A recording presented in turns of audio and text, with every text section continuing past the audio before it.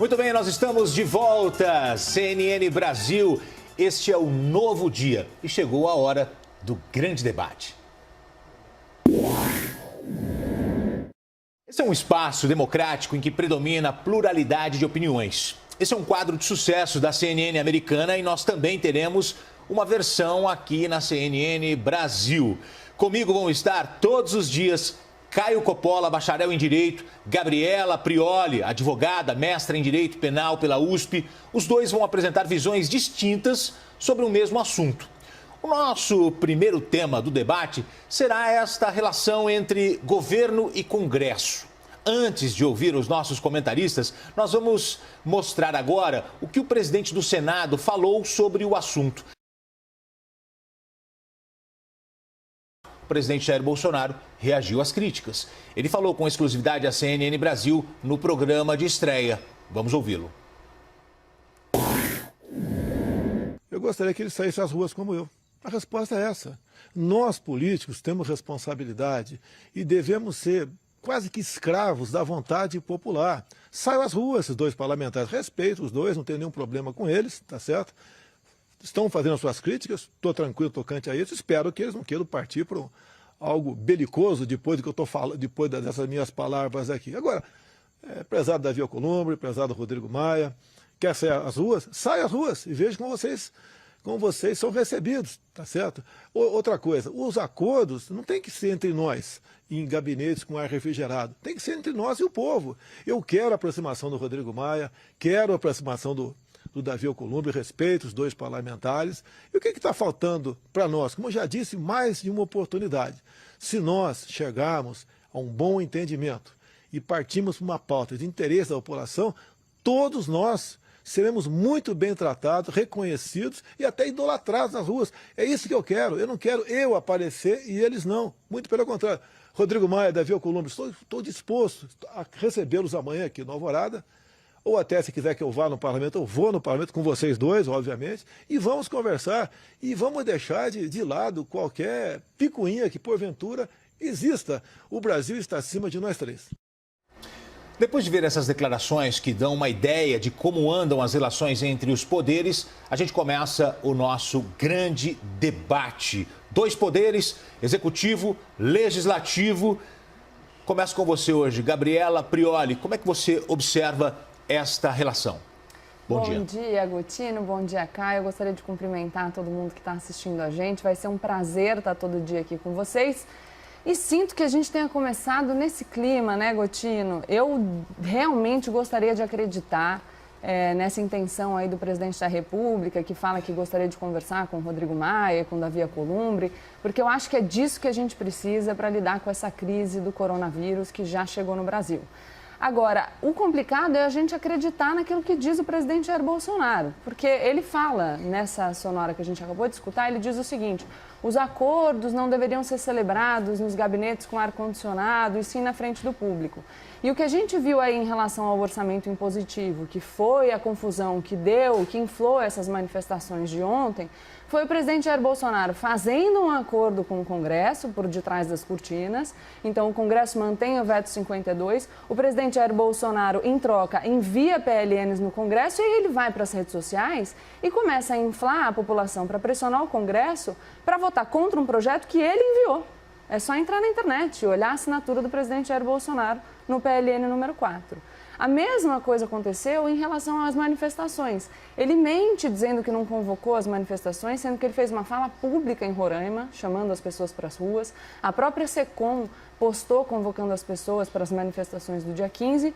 E aí é curioso que ele diga que a gente precisa deixar de lado a picuinha, depois de ter passado o dia inteiro chancelando manifestações que tiveram lugar no meio de uma pandemia de escala global, e na qual as pessoas estavam efetivamente se manifestando contra o Congresso Nacional. É só olhar os cartazes que tinham nas manifestações contra o Congresso, contra o outro poder, o Poder Judiciário, falando inclusive em AI-5. Então, como que a gente fala em deixar a picuinha de lado se a gente está chancelando esse tipo de manifestação?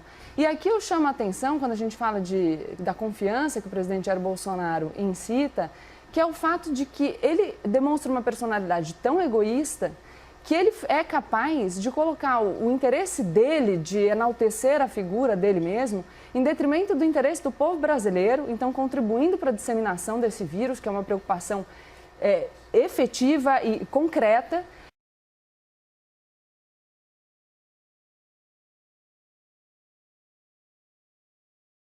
E a ponto de desmoralizar os próprios ministros do seu governo. Ele fez uma live com o ministro Luiz Henrique Mandetta, que tem feito um belíssimo trabalho de enfrentamento em relação ao coronavírus, e ele desmoralizou o ministro quando ele fez exatamente o que o ministro disse que era para não fazer. Gabriela Prioli, agora nós vamos ouvir a visão do Caio Coppola sobre essa relação entre executivo e legislativo. Caio, bom dia. Bom dia, Gotino. Bom dia, doutora. Bom, eu não vou conseguir disfarçar o meu entusiasmo e confesso até o meu nervosismo com essa estreia. Então, que Deus ilumine aí os meus pensamentos para que eu possa dar aí uma singela contribuição pro debate público. Vamos pegar carona na fala do senhor Davi Alcolumbre, né? De fato, essa tensão aí entre governo e Congresso, nisso tudo é interessante observar o que a Constituição estabelece. Aliás, já no seu artigo 2º, que prevê mesmo que os poderes da República devem ser independentes e harmônicos entre si. Essa é a expressão do texto constitucional. Só que, até 2019, o Congresso brasileiro não era independente, porque o Congresso era comprado. Comprado com liberação de verba pública, comprado com indicação de cargos, loteamento de ministérios, financiamento de campanhas eleitorais, até com propina. Tá aí o mensalão, o petrolão, que não nos deixam mentir. A tal da governabilidade era fruto dessas transações imorais que garantiam ao governo uma base de apoio no Congresso. Portanto, a independência entre os poderes era um grande faz de conta no Brasil. E isso é gravíssimo, porque o parlamentar ele é eleito para votar conforme a sua convicção política, em nome do interesse público, não motivado por interesses particulares, circunstanciais e muitas das vezes interesses escusos. Com a posse do novo governo, esse sistema viciado, conhecido como presidencialismo de coalizão, ele foi suspenso. E os deputados e senadores fisiológicos perderam os tais favores presidenciais. Isso é fruto de uma maturidade democrática no país. Só que amadurecer dói. Por isso que o Congresso, que antes era mimado e agora é independente, ele grita e esperneia. E fazer birra, convenhamos, até faz parte do jogo político. O problema é que o Congresso está fazendo birra com o orçamento público. Está promovendo uma farra fiscal inconsequente, em desacordo com a vontade da maioria da população, que elegeu um governo com viés liberal na economia e que zela pelo equilíbrio nas contas públicas. Então, voltando à Constituição, não adianta o Legislativo conquistar essa independência e promover tanta desarmonia. E a maior responsabilidade por essa tensão entre governo e Congresso não são as falas intempestivas do presidente, como colocou a Gabriela, são os vícios de uma velha política acostumada a parasitar a máquina pública. E aqui, Gotino, a gente está falando de carrapatos que muitas vezes são maiores que o boi. Gabriela Prioli, você agora. Poxa, eu fico pensando aqui que a maior prova de que a gente não consegue defender o posicionamento do presidente da República é o fato da gente ter que voltar para o período anterior a 2019, né? Então, acho muito complicado que a gente, na situação que a gente está no Brasil hoje, a gente está enfrentando uma pandemia que tem reflexos na saúde e na economia. Isso vai afetar o mundo inteiro, com certeza vai afetar de forma intensa o Brasil, que já estava numa situação delicada. E aí, em vez de a gente falar do que está acontecendo agora, a gente volta para os governos anteriores. Então, assim, o presidente Jair Bolsonaro foi eleito em 2018, sabia que o país estava enfrentando uma crise, falou que ia mudar essa relação, que não ia lotear os ministérios, é verdade. Então, uma proposta de campanha era colocar nos ministérios pessoas técnicas. O que adianta eu colocar um técnico no ministério se eu desrespeito o meu técnico? Se eu não faço o que ele manda eu fazer?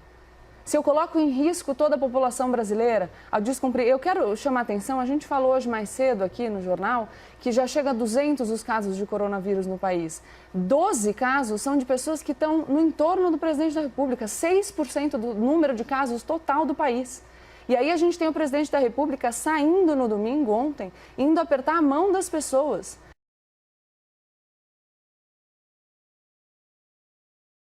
Pegando o celular das pessoas e correndo o risco de fazer com que esses vírus se espalhem de maneira muito mais rápida e com que a gente enfrente não só os problemas de saúde pública, mas também os problemas na economia. Então é uma absoluta irresponsabilidade e a gente precisa parar de voltar atrás no tempo. O governo é hoje, a gente precisa de harmonia entre os poderes hoje. O presidente Jair Bolsonaro cria tensão desde que ele começou o governo. Quem não lembra do vídeo das hienas? Então, todo mundo é ruim. O judiciário é ruim, o Congresso é ruim, a mídia é ruim. Só ele que não consegue governar. Mas o Legislativo não tem uma parcela de culpa nesse desgaste da relação?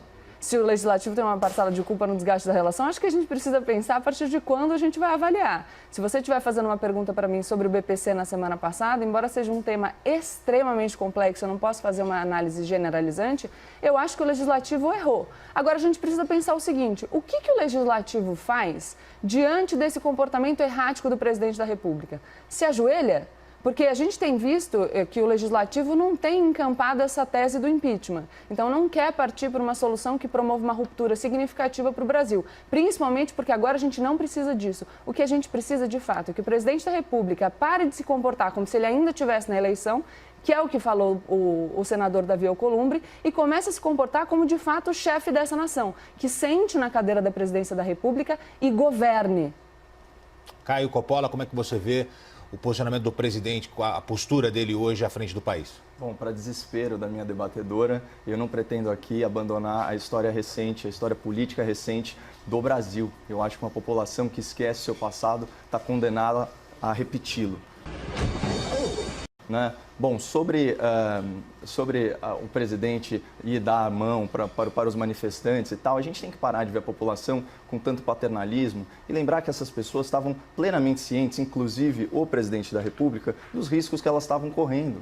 Né? Isso é natural. É muito incoerente essa crítica desvairada à atitude presidencial e você não defender, por exemplo, o fechamento de metrôs e locais de grande aglomeração. Nós mesmos aqui, Gotino, estamos correndo o risco, certo, de vir para locais populosos, enfim, como é o caso da Avenida Paulista, só que a nossa missão supera isso, então é um risco calculado. Mas o presidente não contrariou uma orientação do próprio ministro da Saúde, integrante do governo? A orientação geral é para que as pessoas evitem aglomerações, mas de qualquer forma, se a sua missão, se os seus valores, né, se a sua luta democrática ou política, o que quer que seja, superam os riscos, isso é uma decisão pessoal que está dentro do espaço de liberdade de cada um. Agora, a minha fala foi focada no presente. Eu falei muito claramente da farra fiscal, né, que o Congresso está promovendo e assim, abocanhando um naco gigantesco, né, das despesas discricionárias, transformando inclusive, né, mudando rubricas que eram dos ministérios para a mão de um relator geral do orçamento que se tornou um todo-poderoso, né, com mais de 30 bilhões de reais para administrar e que ninguém sequer sabe o nome dele. Inclusive, eu acho aí violando cláusula pétrea, né, de separação de poderes, esse tipo de situação. Então, o que a gente tem que analisar é justamente isso. O Congresso morde um naco da despesa discricionária e, ao mesmo tempo, ainda cria uma despesa obrigatória com o BPC, muito bem trazido aí pela Gabriela Prioli, que gera uma despesa de 20 bilhões de reais. Isso somado ao primeiro pedido de verbas do ministro da Economia, que são 5 bilhões, já estoura a margem do teto de gastos e sujeita a presidência da República, sim, a um processo de impeachment. Agora eu começo com você, Caio Coppola. A Gabriela Prioli disse no bloco anterior que o presidente se porta como se ainda estivesse na eleição. A eleição acabou ou não? Pois é, a Gabriela estava, na verdade, parafraseando, né, o presidente do Senado, Davi Alcolumbre. Eu tenho as aspas aqui completas para reler ao espectador da CNN. Ele disse o seguinte: a eleição terminou, mas aparentemente, para algumas autoridades da República, a eleição ainda não terminou. Essa frase é de uma hipocrisia sem paralelo, porque para os parlamentares a eleição está só começando, Gotino.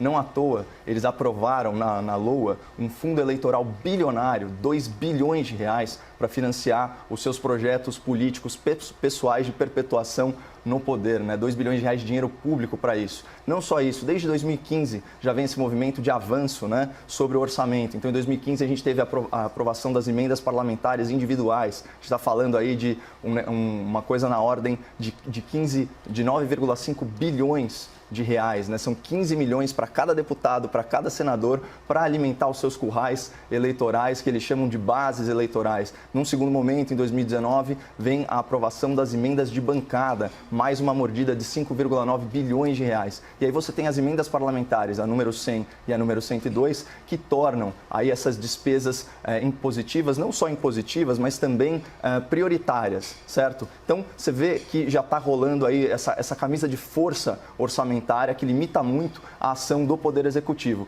E para piorar tudo, na Lei de Diretrizes Orçamentárias e nos PLNs que alteram essa lei, foi mudada a rubrica e mais de 30 bilhões de reais que estavam nas mãos dos ministérios passaram, da mesma forma, de forma impositiva e com prioridade, para as mãos de um relator geral do orçamento que ninguém sabe quem é. Para matar a não curiosidade aí do espectador da CNN, o nome dele é Domingos Neto. Ele é um rapaz de 31 anos, nasceu em 1988. Ele é do PSD, partido do Kassab, ex-ministro da Dilma, ex-ministro do Temer. Sei que a Gabriela não gosta muito de retomar o passado, mas enfim.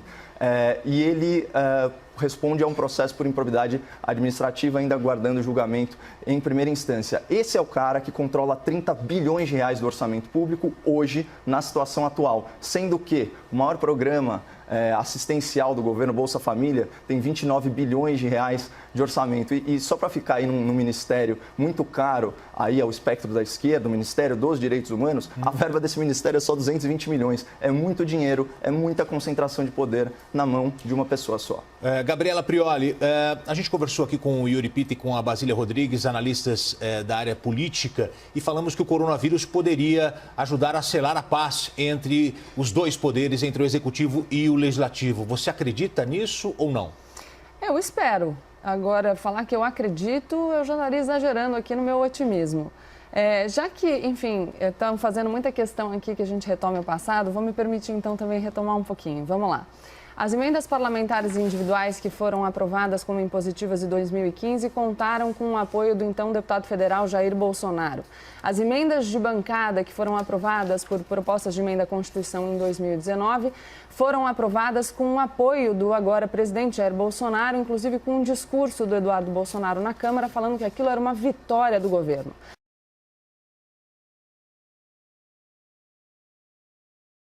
A Lei de Diretrizes Orçamentárias, ela foi aprovada, dando mais poderes para o relator do orçamento numa sessão na Câmara em dezembro de 2019, na qual os deputados que integravam a base do governo disseram que a orientação do governo era votar sim. A gente não sabe a posição do Eduardo Bolsonaro, porque ele não estava na Câmara, ele estava viajando.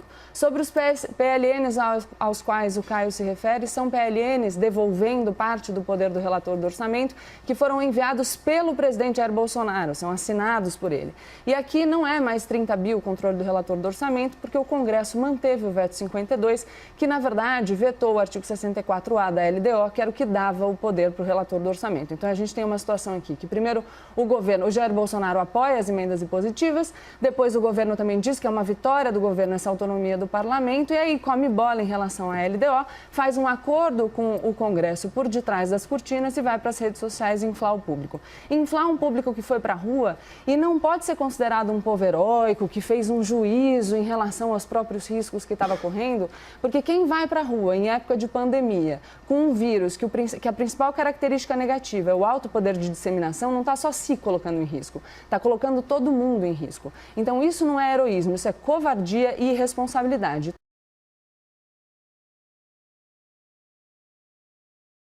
Tanto é assim que a gente tem um artigo no Código Penal que fala que é crime infringir determinação do poder público destinada a impedir introdução ou propagação de doença contagiosa. Então vamos lidar com a situação da forma que ela está posta, porque de fato a gente tem uma questão muito específica no Brasil hoje, no mundo inteiro hoje, e a gente precisa de responsabilidade em vez de ficar passando a mão na cabeça do presidente da República que não está se comportando como um verdadeiro chefe de Estado. Então eu não tenho nenhum interesse que o governo vá mal. Quero que os poderes funcionem em harmonia, mas para isso a gente precisa da dedicação da pessoa que senta na cadeira da presidência, que foi eleita para isso e deve governar em respeito às pessoas que estão sob a sua tutela. Caio Coppola, agora o seu argumento final, o seu comentário final, por favor. Bom, a nossa advogada se tornou juíza e já condenou aí as dezenas de milhares de manifestantes que foram à rua pacificamente, democraticamente, se manifestar. Mas enfim, eu queria pegar aqui, fazer uma comparação sobre percepção de realidade, sobre percepção do que é a população brasileira, né? A ensejo da aprovação da reforma da Previdência, sobre a qual ele alega falsa paternidade, o Rodrigo Maia disse: quer conhecer o Brasil, visite o parlamento. Isso não procede. O pior do parlamento está representado no Brasil. São dezenas e dezenas de deputados e senadores respondendo a ações penais. Eles pertencem a uma elite que já se distanciou muito da realidade do povo. Em contraposição, você tem um presidente da República que prestigia a manifestação popular e convida os presidentes do Poder Legislativo a irem às ruas, ao invés de ficar fazendo centenas de viagens em jatinhos particulares e se alienando da responsabilidade direta de representarem o povo que os colocou lá, ainda que de forma fragmentada. Então, eu acho que esse é o recado, ver como cada liderança percebe o povo nas ruas, e eu já vi muito político com medo de povo nas ruas, mas imprensa é a primeira vez. Seu argumento final, seu comentário, Gabriela Prioli. Olha, Gotino, eu gostaria de propor um raciocínio sobre o que a gente está pedindo do povo brasileiro. A gente já pediu do povo brasileiro que faça concessões em relação à sua aposentadoria. Pediu do povo brasileiro que faça concessões em relação aos seus direitos trabalhistas, está pedindo do povo brasileiro que ele aceite a ausência de uma proposta de uma agenda social. A gente diz para o povo brasileiro que a gente não tem dinheiro para dar uma condição de vida digna a idosos e deficientes miseráveis. Agora, com essa crise do coronavírus, a gente vai pedir para o trabalhador informal para ele ficar em casa sem receber. A gente vai pedir para o comerciante para ele aguentar as pontas no comércio sem vender. Vai pedir para os profissionais de saúde que enfrentem os desafios que estão por vir sem esmorecer. E em troca disso tudo que a gente está pedindo do povo brasileiro, a gente tem um presidente da República que não consegue se comportar como um verdadeiro líder de Estado.